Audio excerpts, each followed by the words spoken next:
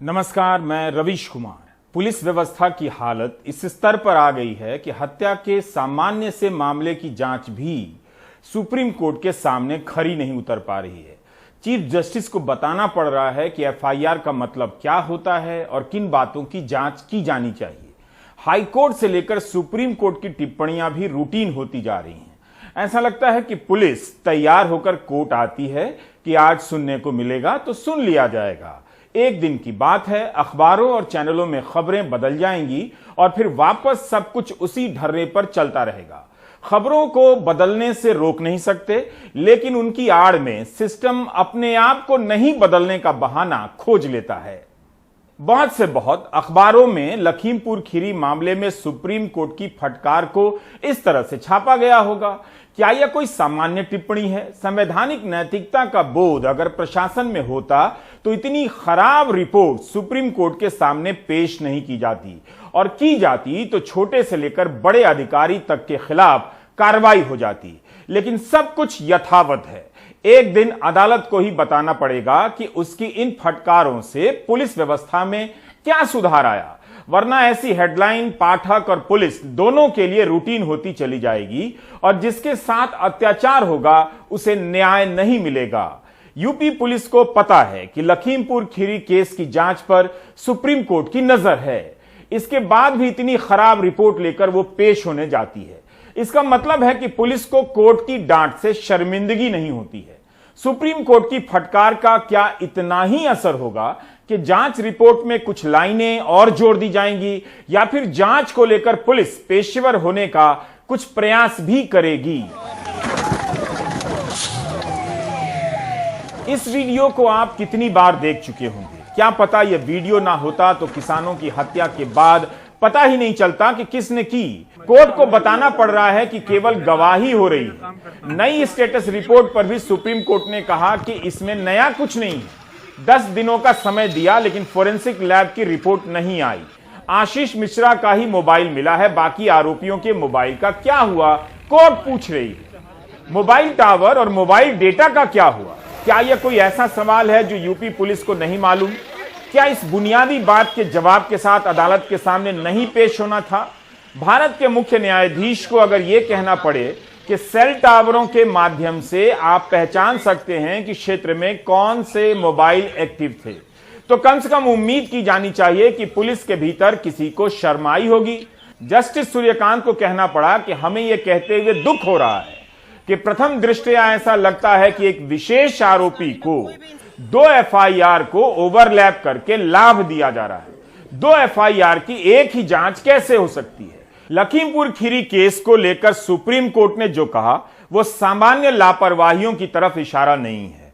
Court की टिप्पणी बता रही है कि पुलिस सिस्टम कितना बेपरवाह हो चुका है। यूपी की पुलिस खुद को इन सब फटकारों के लिए अभ्यस्त कर चुकी है। पहले दिन से यूपी की पुलिस लखीमपुर केस में फटकार ही सुन रही है। ऐसा नहीं लगता कि पुलिस कोर्ट से अपने काम की पेशेवर तारीफ चाहती हो। फटकार सुनने आती हो और सुनकर चली जाती है। अगर कोर्ट दखल नहीं देता तो आशीष मिश्रा शायद ही गिरफ्तार होता और हथियारों की फोरेंसिक जांच होती। क्या अफसरों को नहीं लगता होगा कि सुप्रीम कोर्ट ने सवाल उठा दिए हैं? उनकी पेशेवर क्षमता पर यह सवाल है। कोर्ट को कहना पड़ रहा है कि हाईकोर्ट के रिटायर्ड जज से जांच की निगरानी करानी पड़ेगी। इस केस में आरोपी के पिता केंद्रीय गृह राज्य मंत्री हैं। क्या इतना काफी नहीं कि केंद्रीय गृह राज्य मंत्री को बर्खास्त कर दिया जाता या इस्तीफा ले लिया जाता? सुप्रीम कोर्ट की टिप्पणियों से तमाम आशंकाएं सही ही साबित हो रही हैं कि लखीमपुर खीरी केस में अजय मिश्रा के मंत्री रहते क्या होने वाला है। अगर सुप्रीम कोर्ट इसका सुओ मोटो नोटिस ना लेके इंटरवेंशन नहीं करता तो देखिए कैसे ये पुलिस, ये पावरफुल लोग जो हैं, ये कैसे पूरी ओवरलैपिंग ही नहीं दोषियों को बचा देते और निर्दोष लोग जो हैं उनको सजा दिलवा देते। जो आमतौर पे हमारे गांव में नहीं पूरे समाज में कहावत है कि निर्दोष जो है वो जेल में रहते हैं और दोषी जो होते हैं वो बाहर घूमते हैं। इस केस में ऐसा ही होना था। किसानों को शुरू से आशंका थी कि मंत्री के पद पर रहते हुए जांच सही तरीके से नहीं होगी। सुप्रीम कोर्ट की फटकार से यह लगता भी है कि अजय मिश्रा मंत्री ना भी रहें तब भी पुलिस को कुछ फर्क नहीं पड़ने वाला। उनकी पार्टी की सरकार तो रहेगी। इन टिप्पणियों से संदेश ऐसे जा रहे हैं कि पुलिस राजनीतिक कार्यकर्ता बन गई है। फिर पुलिस की जरूरत ही क्या रह जाएगी? क्या यह बेहतर नहीं होगा कि पुलिस जब राजनीतिक दल के कार्यकर्ता की तरह काम कर ही रही है तो कार्यकर्ताओं को ही पुलिस बना दिया जाए, पुलिस को खत्म कर दिया जाए। सरकार कानून बनाए और लिखे कि जिसकी सरकार आएगी उसके कार्यकर्ताओं की पुलिस बनेगी। जो लोग कुर्सी पर बैठकर अपनी कुर्सी को बचाने के लिए कार्यकर्ता बनते हैं, इससे तो कहीं बेहतर है कि जो कार्यकर्ता हैं जिनकी वजह से किसी की कुर्सी बच रही है, सीधे वही कार्यकर्ता कुर्सी पर बिठा दिए जाएं।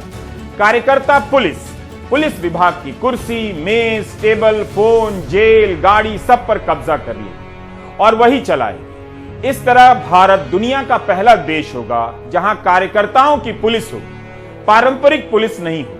ऐसे भी राजनीतिक दल के कार्यकर्ता पुलिस का काम करने लगे हैं। मजहब के हिसाब से किसी समुदाय को कहां आराधना करनी चाहिए, क्या खाना चाहिए, किससे शादी करनी चाहिए, तो क्यों ना हम औपचारिक रूप से इन्हीं कार्यकर्ताओं को पुलिस बना दें। मैंने तो कार्यकर्ता पुलिस के लिए विशेष झंडा भी सोच रखा है जिस पर उंगली के निशान होंगे। मतलब जैसे ये कार्यकर्ता पुलिस कहेगी उसी तरह से सबको करना होगा। अपने दल से जुड़े कार्यकर्ताओं को बचाने का काम कार्यकर्ता पुलिस ज्यादा बेहतर तरीके से करेगी और बचाने के लिए नैतिक रूप से लैस भी होगी। इससे एक और झंझट से मुक्ति मिलेगी। गुप्तेश्वर पांडे जैसे अधिकारी पुलिस प्रमुख के पद से रिटायर होकर राजनीति में नहीं जाएंगे, ये काम बंद हो जाएगा। जो राजनीति में पहले से हैं उन्हें ही पुलिस और पुलिस प्रमुख बनने का मौका मिलेगा।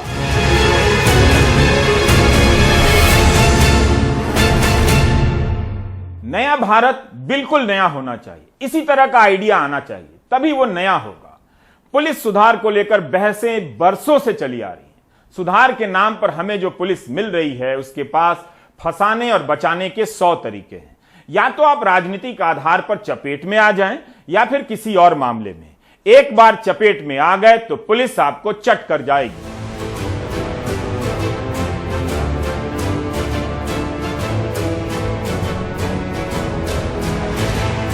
आइडिया नंबर 2 यह है कि कार्यकर्ता पुलिस की स्थापना के बाद थानों का विभाजन किया जाएगा। एक ही थाने में अब फंसाने, बचाने और मामले को लटकाने का काम बंद हो जाएगा, नहीं होगा। फंसाने के लिए अलग से थाना होगा जहां किसी को भी फंसाया जाएगा। कुछ हफ्तों, कुछ महीने जेल में रखकर अदालतों के चक्कर लगवाए जाएंगे। दूसरा थाना होगा बचाने का। इसमें राजनीतिक आका के लोगों या प्रभावशाली या जो भी पैसा देगा उसे बचाने का काम इस अलग थाने में होगा। तीसरा थाना होगा लटकाने का थाना। अगर गलती से सबूत वगैरह मिल भी जाए तो मामले को लटकाने का काम इस थाने में किया जाएगा। तीनों प्रकार के थाने गूगल मैप से जुड़े होंगे ताकि लोगों को तुरंत ही पता चल जाएगा कि कौन सा थाना सबसे नजदीक है, फंसाने वाला या बचाने वाला।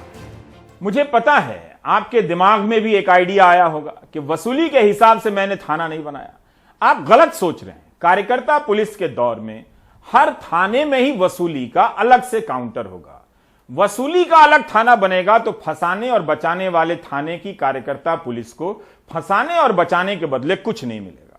जो पुलिस हत्या के सामान्य से मामले में सुप्रीम कोर्ट के सामने अपने पेशेवर काम को पेश नहीं कर सकती, वह पुलिस आम लोगों के साथ आतंक से लेकर अपराध के मामले में क्या करती होगी। उसके एनकाउंटरों को हम किस तरह आंखें मूंद कर सही मान लेते हैं। एक और कहानी बताता हूं। ये दिल्ली है, यहां गैर कानूनी काम ना करे यूपी पुलिस, ये हेडलाइन है।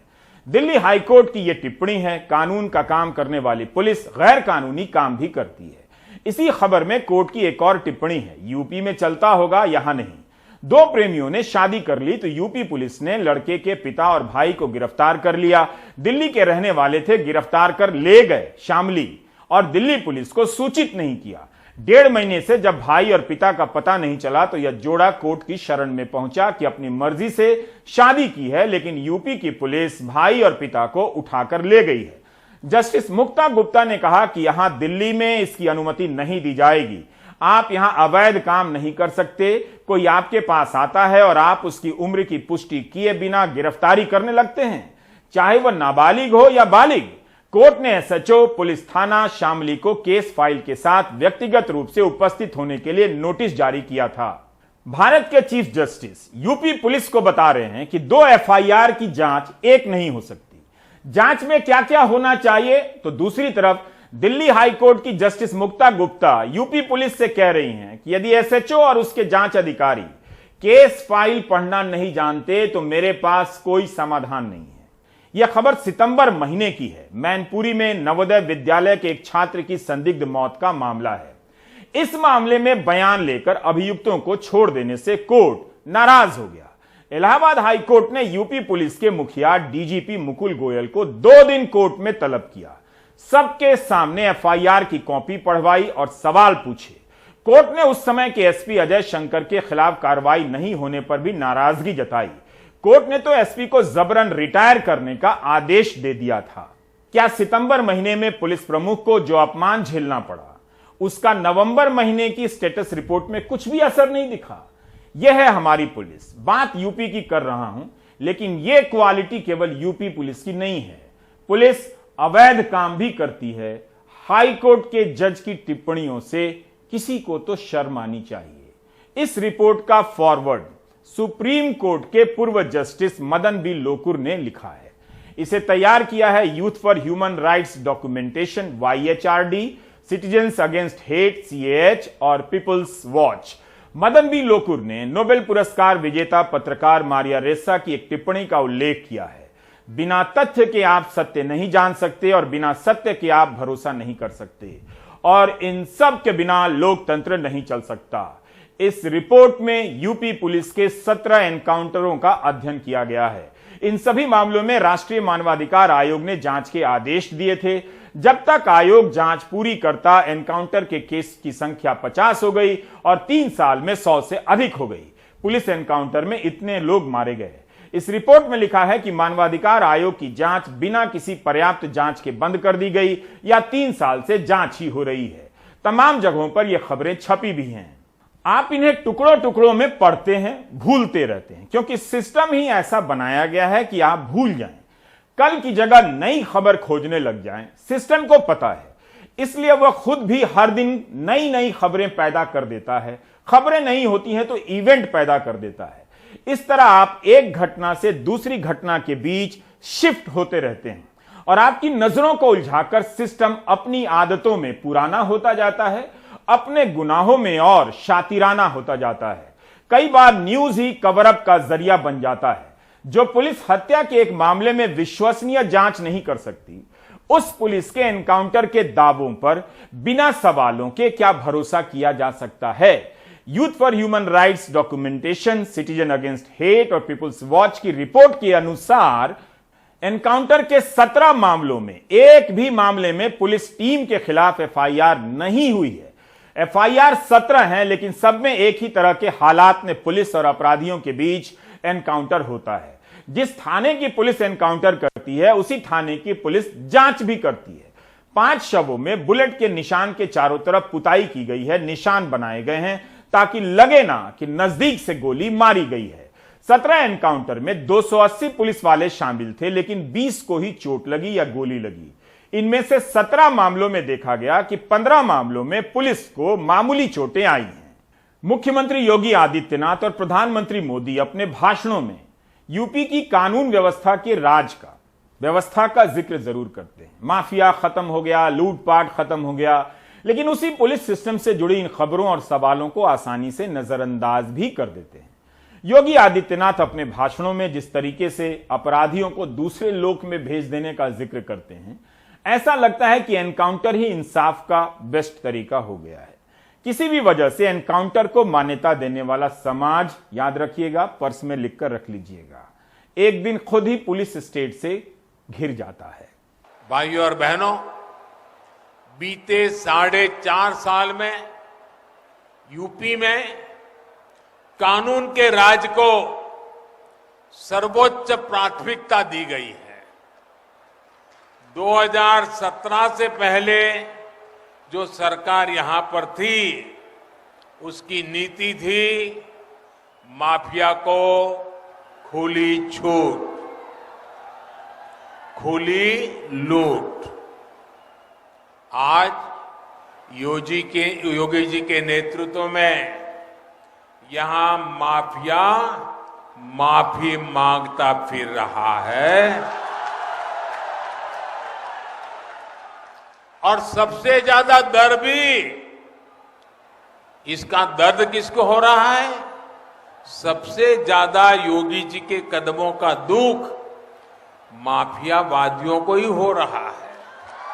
किसी अपराधी और किसी माफिया की हैसियत नहीं कि वो सिर उठा करके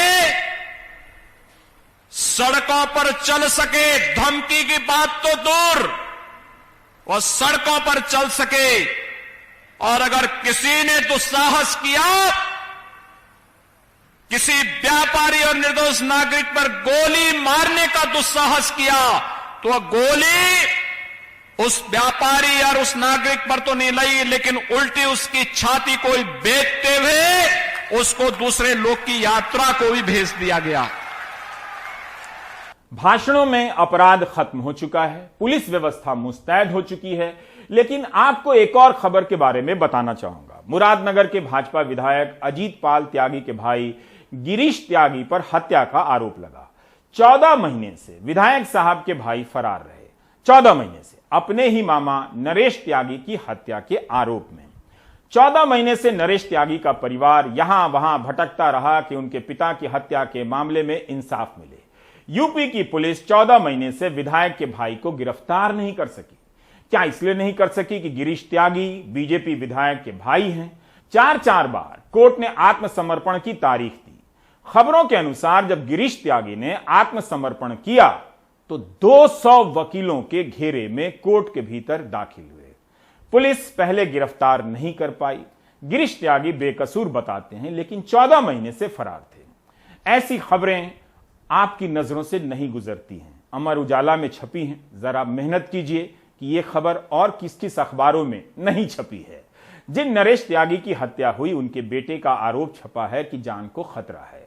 नरेश त्यागी के बेटे अभिषेक त्यागी का बयान कई दिनों से अखबारों में छप रहा है। गिरीश त्यागी पिछले 1 साल से ऊपर समय हो चुका है जिसमें वो फरार चल रहा था, और उसने कल कोर्ट में फिल्मी अंदाज में सरेंडर करा। उसके साथ 150-200 वकील, उसके कुछ पाले हुए गुंडे, उसका साला, उसका बेटा, ये सब लोग मौजूद थे। और मुझे और मेरे भाइयों को कोर्ट रूम तक अंदर जाने नहीं दिया गया। और गिरीश त्यागी के सरेंडर करने के बाद जब वो बाहर निकले तो गिरीश त्यागी ने और उसके साले बबली त्यागी ने मुझे मेरे भाइयों को देख लेने की, जान से मारने की धमकी दी, जिसमें उसने कहा कि जो हश तो तेरे पिता का हुआ है वही तुम्हारा होगा, बारी बारी से तुम सबकी हत्या करवा दी जाएगी।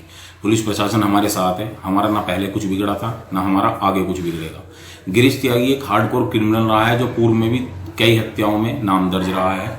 इसलिए कहा कि लखीमपुर खीरी के मामले में सुप्रीम कोर्ट की टिप्पणी एक मामले से संबंधित नहीं है, उन मामलों से भी है जो पुलिस कोर्ट की नजर में नहीं है।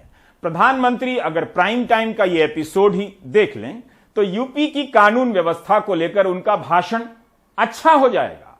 उन्हें पता चलेगा कि माफिया का रूप बदल गया है। मुख्यमंत्री और प्रधानमंत्री भाषण देकर चले जाएंगे और एनकाउंटर के मामले में इंसाफ मांगने वाला वर्षों तक अदालतों के चक्कर लगाता मिलेगा। द वायर की यह खबर 6 नवंबर की है, 2002 की घटना है। यूपी सरकार ने सुप्रीम कोर्ट को बताया कि इस मामले में जांच में देरी के कारण 5 इंस्पेक्टर सहित 9 पुलिस वाले दोषी पाए गए। सुप्रीम कोर्ट ने यूपी पुलिस पर ढिलाई बरतने के लिए 7 लाख का जुर्माना लगा दिया। कोर्ट ने कहा कि राज्य ने जिस ढिलाई के साथ मामले में कार्रवाई की है, यह बताता है कि राज्य मशीनरी अपने पुलिस अधिकारियों को बचाव या सुरक्षा कैसे कर रही है। यह खबर 10 अक्टूबर की है, हिंदुस्तान अखबार में छपी है। एनकाउंटर के एक मामले में 12 पुलिसकर्मी यूपी के 40 साल से फरार हैं। मैनपुरी में किसी रमाकांत का एनकाउंटर हुआ, तब उसकी सीबीसीआईडी जांच हुई। सर्किल अफसर सहित 12 पुलिस वाले जांच के दायरे में आ गए और तब से फरार हैं। कोर्ट ने इन सभी को फरार घोषित किया है। एनकाउंटर के फर्जी मामले में 12 पुलिसकर्मी 40 साल से फरार हैं और यूपी पुलिस खोज नहीं पा रही है। कई महीनों से यूपी की पुलिस 2014 बैच के आईपीएस मणिकांत पाटीदार को भी नहीं खोज पा रही है। 9वें माह की 3 तारीख को मैं माननीय पुलिस अधीक्षक जी के पास गया। उनके कार्यालय में उन्होंने कहा कि मुझे पता है कि तुम कहीं ना कहीं से राजनीतिक व्यक्ति भी हो। अगर तुमने किसी नेता से राजनीति करवाई या मुझे फोन करवाया तो मैं तुम्हारी हत्या करवाने में भी गुरेज नहीं करूंगा। किसी भी वक्त तुम्हारी हत्या करवा दूंगा, क्योंकि फाइनेंसर मेरे पास सुरेश सोनी बैठा हुआ है। महोबा के व्यापारी इंद्रकांत त्रिपाठी ने हत्या से पहले वीडियो बनाकर वायरल किया था कि आईपीएस मणिकांत पाटीदार उन्हें मारने की धमकी दे रहे हैं, उनसे पैसे मांग रहे हैं। कुछ दिनों के बाद इंद्रकांत त्रिपाठी की हत्या हो जाती है। उनकी हत्या के आरोप में आईपीएस मणिकांत पाटीदार फरार हैं, निलंबित हैं, अभी तक गिरफ्तार नहीं हो सके। इस साल मई में इलाहाबाद हाई कोर्ट ने यूपी सरकार को निर्देश दिया कि कई महीनों से आईपीएस लापता है, यह गंभीर मामला है, इसकी जांच हो कि वे जिंदा है या नहीं। सरकार का पुलिस पर से पूरा नियंत्रण हट गया है। पुलिस ही अपराध करती है और अपने मन मुताबिक कर देती है कि भाई वो तो गिर पड़ा, पैर फिसल गया, गिर पड़ा, जबकि सीधा सीधा उसको मारा गया, हत्या की गई। दो लोग और साथ में थे, उन लोगों ने स्पष्ट कहा। इसके बावजूद जब खुली किताब है कि बिल्कुल इन्हें हत्या की है, उसको बगला करके जो खत्म किया जा रहा है, दबाव डीएम द्वारा, एसपी द्वारा दबाव डाला जा रहा है कि भाई रिपोर्ट मत कराइए आप परिवार वालों के ऊपर। तो बताइए इससे ज़्यादा जघन्य कांड क्या होगा। इस तरह हमारे इंद्रकांत बाड़ी वाले प्रकरण में है कि आज तक हम न्याय के लिए दर भटक रहे हैं और हमें आज तक कोई न्याय नहीं मिल रहा। फरार तो मुंबई के पुलिस कमिश्नर परमवीर सिंह भी हैं। इस सिस्टम ने एक अफसर को और एक अफसर ने इस सिस्टम को मिलकर कितना सड़ाया होगा कि पूरा जीवन आईपीएस रहने के बाद फरार रहना पड़ रहा है। पुलिस को भी पुलिस से कुछ नहीं मिला। इसलिए कहता हूं कि अदालत ने पुलिस को लेकर क्या टिप्पणी की, कितनी गंभीर टिप्पणी की, इससे पुलिस पर कुछ फर्क नहीं पड़ता। अगर अदालत को बुरा ना लगे तो यह भी करके देख ले, पुलिस से ही पूछ ले कि अब आपकी इस करतूत पर क्या टिप्पणी की जाए। 100 शब्दों में आप खुद ही लिखकर कोर्ट में जमा करें। यह हालत है पुलिस की। राज्य दर राज्य पुलिस की जांच का यही हाल होता जा रहा है। इस तरह से खबरों को देखा या पढ़ा कीजिए, आपको पता चलेगा कि जिसे आप अपवाद मानते हैं वही नियम सा है। उसी नियम के तहत यह सिस्टम चला जा रहा है। हमने केवल अक्टूबर और नवंबर में छपी यूपी पुलिस की कुछ खबरों को निकाला है, उसके पहले की घटनाओं और खबरों को नहीं निकाला है। मैं इन खबरों को पढ़ूंगा, शायद पढ़ते पढ़ते थक जाऊंगा, आप बोर हो जाएंगे कि खत्म ही नहीं हो रही है इनकी कहानी।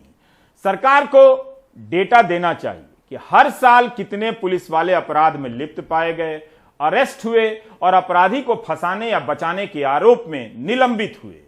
पहली खबर आज की ही है। इंस्पेक्टर सहित 5 पर चलेगा मुकदमा, कस्टडी में महिला की हत्या का मुकदमा। मामला 2018 का है। दूसरी खबर भी आज की है, रामपुर से है। तत्कालीन गंज थाना प्रभारी समेत 4 के खिलाफ दुष्कर्म की रिपोर्ट। इसमें एक पीड़िता ने पुलिस अफसर पर बलात्कार का आरोप लगाया है। तीसरी खबर, दुष्कर्म केस के गवाह को जेल भेजने में 5 पुलिसकर्मी वाले सस्पेंड। एक सहायक प्रोफेसर पर बलात्कार का आरोप था। इस मामले में पुलिस ने आरोपी को बचाने के लिए गवाह को ही दूसरे मामले में जेल भिजवा दिया। चौथी खबर गाजियाबाद की है। दिवाली की रात बार डांसर का डांस देख रहे थे दारोगा जी, डांसर को मारने लगे तो केस हो गया, अब जेल में है। पांचवी खबर कानपुर की है। किशन त्रिवेदी ने पुलिस को घर बुलाया, दारू पिलाई, पार्टी की। पुलिस को घर बिठाकर त्रिवेदी के बेटे ने सामने के दलित परिवार पर कुल्हाड़ी और लाठी से हमला कर दिया। 58 साल के बुजुर्ग की हत्या कर दी। छठी खबर आगरा की है। सफाई कर्मी की हिरासत में मौत, निरीक्षक सहित 5 पुलिसकर्मी निलंबित। 7वीं खबर बनारस से है। बसपा सांसद अतुल राय पर बलात्कार के आरोप के मामले में डीएसपी अमरेश सिंह बघेल को नौकरी से बर्खास्त कर दिया गया। इस मामले में पीड़िता ने आरोप लगाया कि ये लोग आरोपी को बचा रहे हैं और उसने सुप्रीम कोर्ट के बाहर आग लगाकर आत्महत्या कर ली। 8वीं खबर मुरादाबाद की है, 26 अक्टूबर की। 6 लाख रुपए की रिश्वत लेने पर यूपी पुलिस के कोतवाल के खिलाफ भ्रष्टाचार का मुकदमा दर्ज हुआ है। 23 अक्टूबर की यह खबर है कि मुकदमे में बरामद माल कोर्ट में पेश न करने पर फंस गए कोतवाल, परिवाद दर्ज। 9वीं खबर देखिए, फतेहपुर की यह खबर है 7 नवंबर की। पिटाई से घायल युवक की मौत, पुलिस पर आरोपियों से मिली भगत का आरोप लगा, ग्रामीणों ने किया हंगामा। 10वीं खबर देखिए, 17 अक्टूबर की है, अमर उजाला में ही छपी है। फिरोजाबाद की खबर है ये। चोरों को पकड़ने के बजाय चोरी की रकम का बंटवारा, दरोगा सहित 4 पुलिसकर्मी गिरफ्तार। 11वीं खबर आगरा से है। 8 नवंबर को थाने में 2 व्यापारियों की पिटाई होती है। सीएम पोर्टल पर शिकायत दर्ज कराई जाती है। इस तरह से अखबारों की कतरनों को खोजना, उन्हें सजाकर देर तक पढ़ते जाना वाकई थका देने वाला काम है। हर दिन की यह चुनौती है कि किस तरह से खबरों को पेश किया जाए और खबरों को देखने समझने में बदलाव आए। यह काम बिना मेहनत के भी हो सकता था। अगर मैं इन सब खबरों को एक जगह दिखाने की बजाय दो लोगों को अगल और बगल में बिठा लेता, बहस करा देता, तो देखते देखते कार्यक्रम चुटकी में खत्म हो जाता। आप कांग्रेस से चिढ़ने वाले होते तो कांग्रेस से चिढ़ जाते, भाजपा से चिढ़ने वाले होते तो भाजपा से चिढ़ जाते। डिबेट के कार्यक्रम का यही नतीजा निकलता है, जीरो। आप जानते कुछ नहीं, जो मानते आ रहे हैं उसी को मानते रहते हैं। कभी कभी सिस्टम को भी देखिए जिसके भरोसे आप रह रहे हैं। अलग अलग दिनों अलग अलग शहरों से छपी ये खबरें उत्तर प्रदेश पुलिस की हैं, लेकिन ये सच्चाई कई राज्यों की पुलिस की है। बिहार में शराबबंदी का कोई असर नहीं। नकली शराब पीने से 40 से अधिक लोगों की मौत हो गई। बीजेपी ही आरोप लगा रही है कि पुलिस भी इस धंधे में शामिल है। बिहार में शराबबंदी लागू करने के लिए एसपी का एक पद बनाया गया है। इसी साल जनवरी में एसपी शराबबंदी प्रोहिबिशन राकेश कुमार सिन्हा ने बिहार के सभी एसपी को पत्र लिख दिया कि सभी थानों की जानकारी और निगरानी और मिलीभगत से शराब का अवैध धंधा चल रहा है। इसमें सिपाही, दरोगा सब शामिल हैं, एक्साइज विभाग के अधिकारी शामिल हैं। इस पत्र से हंगामा मच गया। एसपी राकेश कुमार सिन्हा का तबादला कर दिया।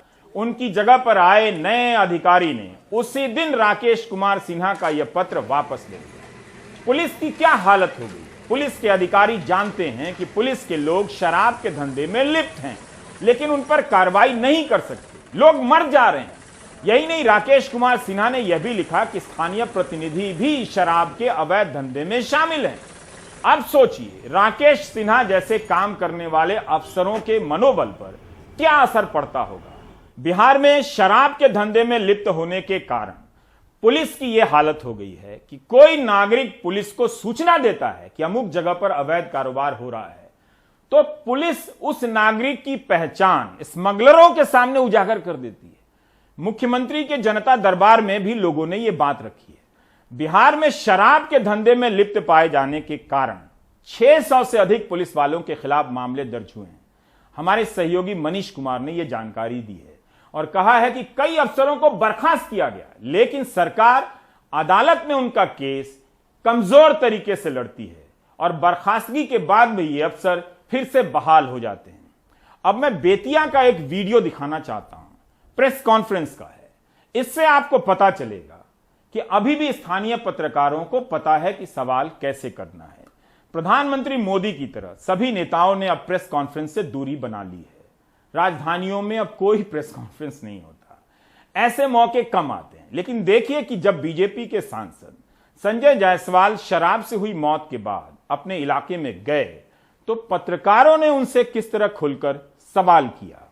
लौरिया विधानसभा क्षेत्र में 28 लोगों की मौत हो गई, उसके बावजूद भी सरकार अभी तक सोई रही। और आज जो बेतिया में आज 15-16 गरीब आदमी का मौत हुआ है, आप बोले कार्रवाई कीजिए। क्या चीज की कार्रवाई हो रही है कि अभी तक जो कि बिल्कुल कार्रवाई हो रही है। सर कहने से कार्रवाई नहीं होता है, सर करने से होता है। बिहार सरकार कर रही है। बिहार सरकार खुद 16 तारीख को बैठक बुलाई है और निश्चित। क्या आपको लगता है कि 16 तारीख की बैठक में बिहार में अंग्रेजी शराब चालू हो जाएगा? क्यों चालू होगा जी? तो बंद रहेगा। अच्छी बात है। आज तक तो 5 साल हो गए, आज तक बिहार में शराबबंदी फ्लॉप हो गया। बंद से क्या फायदा? आपको नहीं लग रहा है शराबबंदी फ्लॉप है बिहार में? देखिए, घटनाएं दूसरे प्रदेशों में भी जहां शराब अलाउड है वहां भी घटी है, जो लोकल स्तर पर उससे ज्यादा यहाँ पे नहीं घटा है। उन पर कार्रवाई हो रही है। काफी थका देने वाला एपिसोड रहा ये, लेकिन उस जनता की सोचिए जिसे बिना किसी अपराध के पुलिस फंसा देती है, एनकाउंटर कर देती है और दशकों तक मुकदमे के जाल में फंसा देती है। और फिर इस पुलिस की भी सोचिए जो खुद अपने जाल में फंस जाती है। तब आप नहीं थकेंगे, खुश हो सकते हैं। चलो, सबके साथ ऐसा होता है। अब आप ब्रेक ले लीजिए।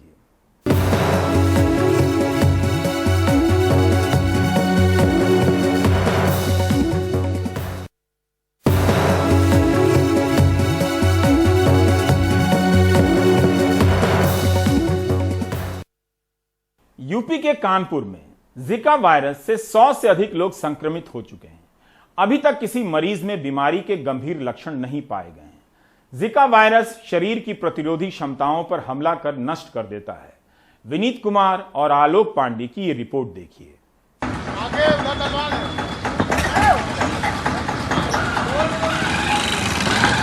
मुख्यमंत्री योगी आदित्यनाथ के आगमन से एक दिन पहले की सरकारी हड़बड़ी। कानपुर की इस बस्ती में जीका वायरस के 2 मरीज मिले हैं। आदित्यनाथ कानपुर में जीका वायरस के कहर की समीक्षा भी करेंगे। इस शहर में 3 हफ्तों में तकरीबन 100 मामले सामने आ चुके हैं। कोई आगे देखता ही नहीं है कि भैया ना हमारे यहाँ पे इतना पानी भर रहा है। ये सफाई के लिए अभी कहा उन्होंने, पर वो आया और केवल वहाँ पे पेड़ तोड़ करके और चला गया। ये कोई सफाई नहीं कराई। ज्यादातर लोगों की शिकायत है कि इस बीमारी से निपटने के लिए जो कोशिश जमीन पर दिख रही है वो बनावटी है। जसवाल साहब ये बताइए, आप ये पॉइंट आउट कर रहे थे कि भाई यहाँ स्टैग्नेंट वाटर जो है, जिसकी वजह से डेंगू या ये चिकनगुनिया या जीका का वायरस का जो मच्छर होता है वो पनपता है, उसकी समस्या आपकी किस तरह की समस्या? ये नाले जो हैं पूरी तरह से खुले हुए हैं यहाँ से वहाँ तक। इसके ऊपर पत्थर जो लोग रह रहे हैं, इन लोगों ने तो एक आध पत्थर लगवा भी दिए, लेकिन ये तो गवर्नमेंट की जिम्मेदारी है ना इसको बंद करना और इस नाले को सफाई करके ये प्रॉपर चलता रहे। ये जाम नाला है, जाम नाले की वजह से इसमें मच्छर रात शाम को 5 बजे के आसपास तो इतने भीषण मच्छर होते हैं कि बिना मच्छरदानी के कोई सो नहीं सकता। कानपुर के इस सरकारी अस्पताल को देखकर कुछ राहत मिलती है। जीका वायरस के मरीजों के लिए तैयार किए गए बेड खाली पड़े हैं। अभी तक जो पॉजिटिव मरीज मिले हैं उनमें या लक्षण दिख ही नहीं रहे या हल्के हैं, लेकिन वार्ड की हेड नर्स की चिंता और भी है। जिस हिसाब से अभी इस समय जो सुनाई देता है कि 66 केसेस फिर 89 केसेस ऐसे जो बढ़ रहे हैं, इनकी तादाद जो न्यूज़ के अकॉर्डिंग हमें प्राप्त हो रही है, उसके अकॉर्डिंग हम लोग बिल्कुल अलर्ट मोड में हैं कि अगर कोई भी सिम्टम्स या सीरियस सिम्टम्स से रिलेटेड कोई पेशेंट्स आता है तो उसके लिए हर सिचुएशन के लिए हम लोग रेडी हैं। इवन डॉक्टर्स के भी जो इंस्ट्रक्शंस है वो हम लोगों को मिल रखा है। बाकी जो हम लोगों की जो तैयारी है वो फुल एंड फाइनल हर तरीके से तैयार है। खैर अभी तक ऐसा कोई बहुत कॉम्प्लिकेटेड पेशेंट अभी एडमिट नहीं हुए। जो पेशेंट हमारे यहाँ आए भी हैं फीवर के, जिनमें सिम्टम्स दिखाई दिया है, उसमें नॉर्मली वही फीवर और कुछ में वॉमिटिंग दिखाई दी है। कानपुर के इस सरकारी अस्पताल के अलावा 2 और ऐसे अस्पताल हैं, वो भी सरकारी अस्पताल है जहाँ पे डेडिकेटेड जीका वायरस वार्ड बनाए गए हैं। फिलहाल अच्छी खबर यही है कि इन तीनों अस्पतालों में अथॉरिटीज़ का यही कहना है कि कोई बहुत सीवियर सिम्टम्स के साथ जीका वायरस का पेशेंट अभी तक नहीं आया है। कौन कह रहा है कि कानपुर में मैनेज करने के लिए वो नहीं है? वो तो एक केस आया था तो उसकी ये हमारे उसी की तो जो केस निकल रही है मैनेज की तो चीज़ है कि जो हम लगातार रिग्रेसिवली सैम्पलिंग करा रहे हैं, रिग्रेसिवली जो मॉनिटरिंग करा रहे हैं, सर्वे करा रहे हैं, तो RRT से वो कर रहे हैं। सारे हॉस्पिटल्स में बेड भी वो हैं, तो हम पूरी तरह से सक्षम हैं। कानपुर में चिंता की एक और बात यह है कि कम से कम 3 गर्भवती महिलाएं जीका पॉजिटिव मिली हैं। स्थानीय प्रशासन का कहना है कि फिलहाल वो स्वस्थ हैं और हर वक्त उनकी निगरानी की जा रही है। कानपुर में अरुण अग्रवाल, आलम सिद्दीकी और कैमरा पर्सन विनीत वर्मा के साथ आलोक पांडे, NDTV इंडिया। आप देख रहे थे प्राइम टाइम। नमस्कार।